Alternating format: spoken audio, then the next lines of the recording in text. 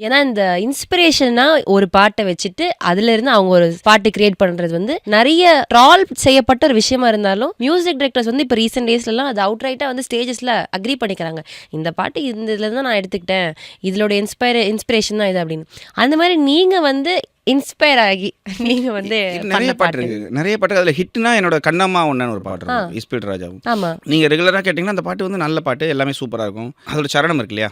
மௌனம் பேசும் மொழி கூட அழகடி. அது வாய்ஸு, பேக்கிங் சூப்பரா இருக்கு. ஒரு பிளக்டு சிந்த் போகுது. பக்காவா இருக்கு. அது அப்படியே நீங்க ஒரு 25 வருஷத்துக்கு முன்னாடி போட்டீங்கன்னா, எவரும் இல்லாமலே மனசெல்லாம் அதுதான் அது. அது அப்படியே அது எதுக்குன்னா, அந்த பாட்ட ரசிக்காதவங்க யாருமே இருக்க மாட்டாங்க இல்லையா? நான் எங்கேயாவது ஒரு இடத்துல அ ஏதாச்சும் ஃப்ரெண்ட்ஸா ஒண்ணு சேர்ந்து பாடும்போதெல்லாம் அந்த பாட்டெல்லாம் பாடுவோம். ரொம்ப நல்ல பாட்டு அது. ஆக்சுவலி இது வந்து நம்ம காப்பியே இல்ல. நம்ம அப்படியே போடல. அ இவரு இப்படி பண்ணியிருக்காருன்னா நம்ம எப்படி பண்ணலாம்? அப்படின்னு.